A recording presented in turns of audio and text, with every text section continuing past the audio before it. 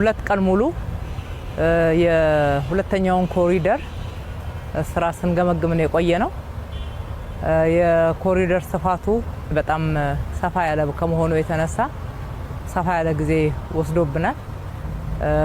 በግምገማችን ተጀምረው የተጠናቀቁ በርካታ ስራዎች እንዳሉ አይተናል። ተጀምረው ደግሞ በመጠናቀቅ ሂደት ላይ ያሉም እንዳለ ተመልክተናል።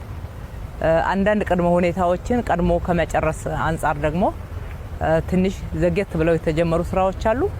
እነሱም በጥሩ ሁኔታ ተያይዘዋል። በርካታ ስራዎች ባቀድነው መሰረት እየሄዱ እንደሆነ በግምገማችን አይተናል።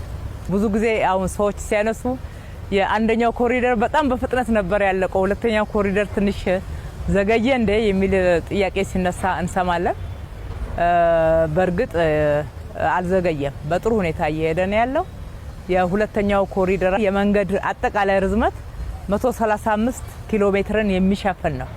በአንደኛው ኮሪደር ወደ 52 ኪሎ ሜትር ነው የሰራ ነው።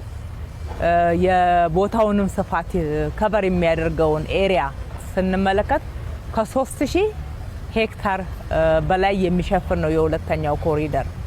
እንዲሁም በአካባቢው ላይ የምናለማው አረንጓዴ ልማትን ስንመለከት ወደ 141 ሄክታርን የሚሸፍን ስፍራ አረንጓዴ እየሆነ ነው። ለአዲስ አበባ በጣም ትልቅ ትርጉም ያለው ትልልቅ መተንፈሻ የሚሆኑ ስፍራዎች እየተፈጠሩ ነው ያሉት። ሰውና አረንጓዴ ስፍራ ተፈጥሮ እየተስማማ መኖር የሚችልበትን እድል የሚሰጥ ነው። ከተማችን ውስጥ አንዱ ትልቁ ማነቆ አገልግሎት ነው። ከምንሰጠው አገልግሎቶች ውስጥ ደግሞ ማነቆ ውስጥ ያለው አንዱና ዋነኛ የምንለው የትራንስፖርት አገልግሎታችን ነው።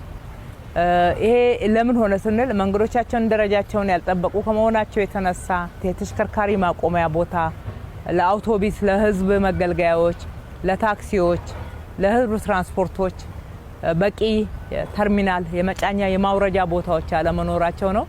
በአሁኑ ኮሪደር በዚህ በሁለተኛው ብቻ 23320 ተሽከርካሪዎች ማቆም የሚችል የፓርኪንግ ስፍራ እየተዘጋጀ ነው ያለው። በርካታ ተርሚናሎች በመጠናቀቅ ሂደት ላይ ነው ያሉ፣ የተጠናቀቁም አሉ። እነ ሸበሌ አካባቢ፣ ለጋሃር መስመር ላይ፣ ቸርቸር መስመር ላይ፣ እዚሁ ካዛንቺስም ላይ ያለቁ ስፍራዎችን መመልከት እንችላለን ማለት ነው። ይህም ብቻ አይደለም።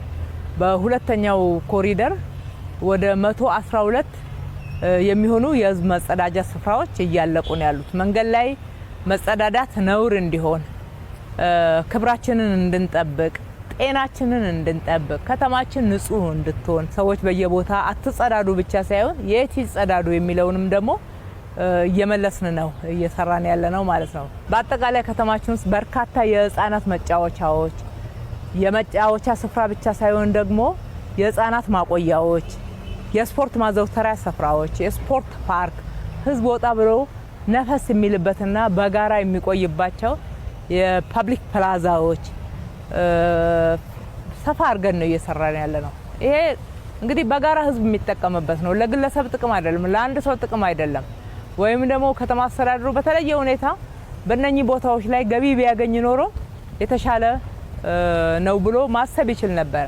ነገር ግን ከህዝብ የሚቀድም ነገር የለም። ህዝቡ እነኚህን መገልገያዎች ማግኘት አለበት። አማራጭ ቦታ የሚያገኙበት፣ ህፃናት ቦርቀው የሚያድጉበት ከተማ ነውና የሚያስፈልገን ከተማችን ወደዛ ነው እያሸጋገርናት ያለ